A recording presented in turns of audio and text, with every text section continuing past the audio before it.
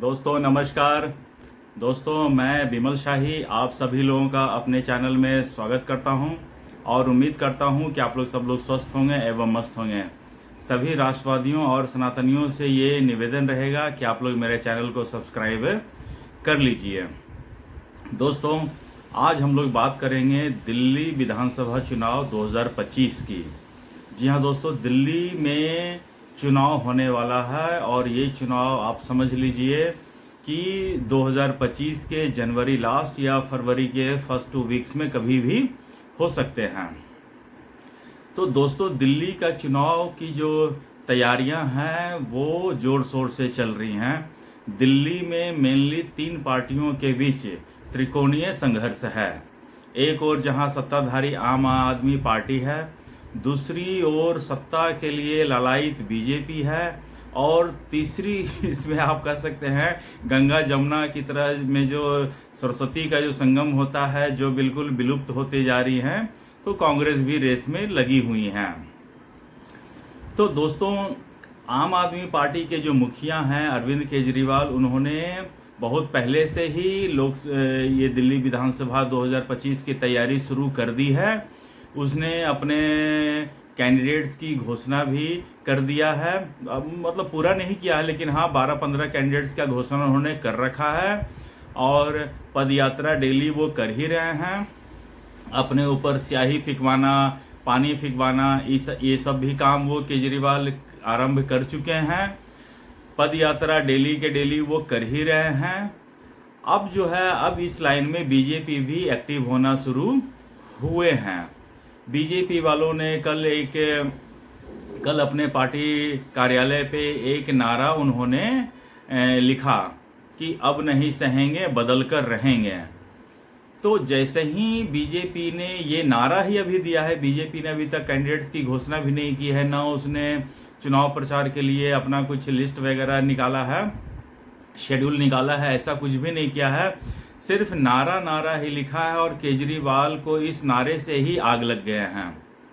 केजरीवाल इसी आग से ही जल रहा है। सिर्फ उसने जैसे ही बीजेपी ने नारा लिखा, उसने एक्स पर सोशल मीडिया पोस्ट पर ये लिखना शुरू किया कि दोस्तों देखिए बीजेपी ऐसा बोल रहे हैं अब नहीं सहेंगे बदल कर रहेंगे। तो दोस्तों देखिए हमने जो अब तक काम किया है कि बीजेपी वाले आएंगे तो सारा काम को ये लोग रोक देंगे, बदल कर रख देंगे। सोचिए केजरीवाल इतना महामूर्ख आदमी है, कहने के तो वो पढ़ा लिखा आईआईटीएन है, लेकिन मेरी नज़र में महामूर्ख आदमी है वो। जब बीजेपी ये बोल रहा बदल के रहेंगे तो केजरीवाल बीजेपी तुम्हें बदलने के बारे में सोच रही है और तुम जनता को बरगला रहे हो कि उसके जो काम हैं वो। और बाय द वे तुमने किया ही क्या है दिल्ली के लिए? दिल्ली को तुमने लंदन बनाया है क्या? दिल्ली तो आज भी दूषित प्रदूषित गंदगी वही सब चल रहा है। जितने काम शीला दीक्षित ने किए थे उतने उसमें से तुमने 1/4 भी काम नहीं किया। मैं 1/4 भी ज्यादा बोल रहा हूं, 1/10 काम तुमने नहीं किया है। तुमने कहा था कि 500 स्कूल बनाएंगे, तुम मुझे 50 स्कूल का लिस्ट दिखा दो कि हाँ तुमने इन 10 साल में 50 स्कूल भी बनाए हो। तुमने नहीं बनाया। तुमने कहा था कि 50 यूनिवर्सिटी बनाएंगे, कॉलेज बनाएंगे, तुम 50 का 1/10 5 का लिस्ट बनाकर दिखा दो।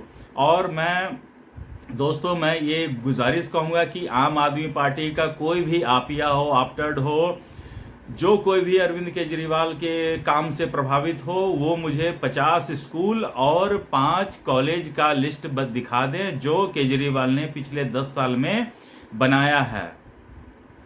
उसके बाद हॉस्पिटल की बात हो, तुमने हॉस्पिटल की क्या दुर्दशा कर रखी है ये हमें कोरोना काल में पता चल गया था। और बेवकूफ़ बनाने में केजरीवाल, हाँ इसमें तुमने पूरे 100 में 100 नंबर हासिल किए हैं। केजरीवाल दिल्ली के लोग तुम्हें अब तक का सबसे बड़ा बहरूपिया, भ्रष्ट और गालियां देते हैं। तुम जो कहते हो ना कि यहाँ सीना ठोक के कह सकता है कि मेरा मुख्यमंत्री ईमानदार है, ईमानदार सिर्फ तुम्हारे जो कार्यकर्ता हैं वही बोलते हैं, बाकी जो न्यूट्रल आदमी है वो तो तुम्हें गाली ही देते हैं। और गाली भी ऐसी वैसी नहीं, खतरनाक वाली देते हैं। तो दोस्तों, दिल्ली विधानसभा का चुनाव का तैयारी शुरू हुआ है और इसमें केजरीवाल अपनी धूर्तता का वो एग्जाम्पल सेट करेगा जो न भूतो न भविष्यतो किसी ने ना देखा होगा ना सुना होगा। केजरीवाल वो एग्जाम्पल सेट करेगा। जिस तरह कहते हैं ना कि अगर आप सुअर के साथ कीचड़ में अगर आप लड़ाई अगर आप करोगे तो मतलब कुछ देर में आप थक जाओगे, लेकिन जो सुअर है वो इंजॉय करने लगेगा। यही हालत है केजरीवाल का। केजरीवाल सोचिए 10, 12, 13 साल जब से वो है सिर्फ मोदी और केंद्र सरकार से लड़ने में लगा दिया है। बीजेपी कांग्रेस थक गई है, लेकिन केजरीवाल इसमें एक्सपर्ट था और वो इंजॉय करता है इस चीज़ को कि हाँ हम लड़ रहे हैं किसी से। और केजरीवाल, मुझे ये समझ में नहीं आ रहा है, उसने 12-15 साल लड़ते हुए बिता दिया, अभी वो किस मुंह से वोट मांगने जा रहा है। मैं तो दिल्ली वालों को सिर्फ यही कहना चाहूँगा कि अगर आप मेरी एक लाइन, एक बात अगर आप समझ जाएंगे तो आप केजरीवाल को वोट नहीं देंगे। केजरीवाल 10-12 साल ये कहते हुए बिता दिया कि मोदी हमारी बात नहीं मानते हैं, नहीं सुनते हैं, दिल्ली में वो फाइल करने नहीं देते हैं, ये नहीं करते, कुछ करने नहीं देते हैं। तो अब क्या वो वोट किस लिए मांग रहा है? फिर से 5 साल लड़ने के लिए मांग रहा है क्या? क्योंकि ना मोदी बदले हैं, ना अमित शाह बदले हैं, ना दिल्ली का एलजी बदला है, ना योगी आदित्यनाथ बदले हैं। उधर भी जो दिल्ली में पॉल्यूशन का जो होता है उसके लिए वो हरियाणा और उत्तर प्रदेश को जिम्मेदार ठहराता है। अब पंजाब तो उसके लिए रिस्पॉन्सिबल रहा ही नहीं। तो हरियाणा में भी बीजेपी की सरकार है, यूपी में भी बीजेपी की सरकार है। तो और आपको क्या लगता है कि केजरीवाल के कहने पर इन दोनों स्टेट न पहले मानते थे न आगे मानेंगे? तो केजरीवाल ने तो अपने चारों तरफ से अपने रास्ते अपने आप को ब्लॉक कर रखा है। तो फिर इसको फिर से वोट देने का मतलब ही क्या है? अगर आप लोग को अपने सिर पर एक कोई बंदर को रखना है तो आप इसके लिए स्वतंत्र हैं, केजरीवाल को रख सकते हैं, केजरीवाल को दोबारा चुन सकते हैं। लेकिन मुझे अब इसमें कोई लॉजिक दिख नहीं रहा है कि सिर्फ लड़ने के लिए दिल्ली वाले एक मुख्यमंत्री रखें। ये तो समझदारी वाली बात हुई नहीं। तो आप लोग इसके बारे में विचार कर सकते हैं। तो दोस्तों, बीजेपी ने जो नारा दिया है मैं उसकी बात कर रहा हूँ। बीजेपी ने जो नारा दिया है, अब नहीं सहेंगे बदल कर रहेंगे, इससे बीजेपी के कार्यकर्ताओं में एक जोश सा बन गया है। और इसके बाद जो है यूपी के सीएम जो हैं वो चुनाव प्रचार करने आएंगे। उनका जो नारा है बटोगे तो कटोगे, वो नारा बिल्कुल महाराष्ट्र में जिस तरह असर दिखाया है, हरियाणा में जिस तरह असर दिखाया है, मुझे लगता है कि दिल्ली में भी वो नारा जरूर असर करेगा और लोगों के मन में प्रभाव डालेगा। आप देख लीजिएगा, केजरीवाल कितना भी करता रह जाए, ये बीजेपी जब उतरेगी, चुनाव प्रचार करने उतरेगी, केजरीवाल को सिर्फ एक ही चीज़ का सहारा मिल सकता है, लोगों की सिंपैथी का सहारा मिल सकता है। केजरीवाल अपने ऊपर अभी पानी फिकवाया है, अभी कल को अपने ऊपर वो थप्पड़ भी फिकवाएगा, स्याही भी फिकवाएगा और हो सकता है कि अपने ऊपर हार्मफुल अटैक भी करवा ले, ताकि लोगों में सिंपैथी जाए कि देखो बीजेपी इसको मारने के ही चक्कर में है। तो केजरीवाल को कोई नहीं मारना चाहता है, केजरीवाल इतना जल्दी मरेगा भी नहीं। तो केजरीवाल के ऊपर कोई बाहरी लोग अटैक नहीं करने वाला है, केजरीवाल के ऊपर खुद ही अटैक वो करते हैं।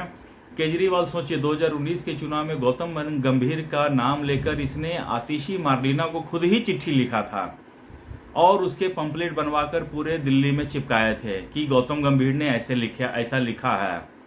तो केजरीवाल जब अपनी महिला विधायक के लिए, महिला साथी के लिए ऐसा कर सकता है, तो अपने ऊपर पानी फिकवाना, तेजाब फिकवाना या फिर डंडे लाठी से मतलब अटैक करवाना, it's very simple for him. ये बहुत आसान काम है उसके लिए। और वो सिर्फ इसलिए कर रहा ताकि लोगों को एक बार उसके प्रति मन में सिंपैथी जाग जाए, ताकि लोग उसे भर भर कर वोट देने को जाएं। अब दिल्ली में वो रोहिंग्या के इशू खुद उठा रहा है कि बीजेपी ने रोहिंग्याओं को भर रखा है, जबकि सच्चाई ये है कि रोहिंग्याओं को भर भर कर केजरीवाल ने रखा है और उनको सारी सुविधाएं दे रहा है। केजरीवाल का हर एक स्कीम जो निकालता है, जैसे कि घर घर जाकर राशन पहुंचाने का काम हो, ताकि केजरीवाल उन रोहिंग्याओं को घर घर जाकर उनके रहने खाने का व्यवस्था करवा सके। जिन एरिया में रोहिंग्या मुसलमान रहते हैं उस एरिया में पानी का, बिजली का प्रॉपर व्यवस्था केजरीवाल देखता है, और जहां पर हिंदू शरणार्थी रहते हैं वहां पर केजरीवाल बिल्कुल ध्यान नहीं देता है। तो केजरीवाल तो मतलब बहरूपिया है, उसका दोहरा चरित्र सबके सामने बहुत पहले से आ रखा है, और जिन लोगों को ये चीज़ समझ में नहीं आता है वो उन लोगों को तो मैं कुछ कह ही नहीं सकता हूँ। लेकिन मैं ये जान रहा हूँ कि आने वाला चुनाव केजरीवाल के लिए आसान नहीं होने जा रहा है, और बीजेपी उन्हें टफ फाइट देगी। तो दोस्तों, आज के लिए मुझे इतना ही अपडेट देना था। आप लोग अपना ख्याल रखिए, स्वस्थ रहिए, मस्त रहिए। तब तक के लिए नमस्कार, बाय।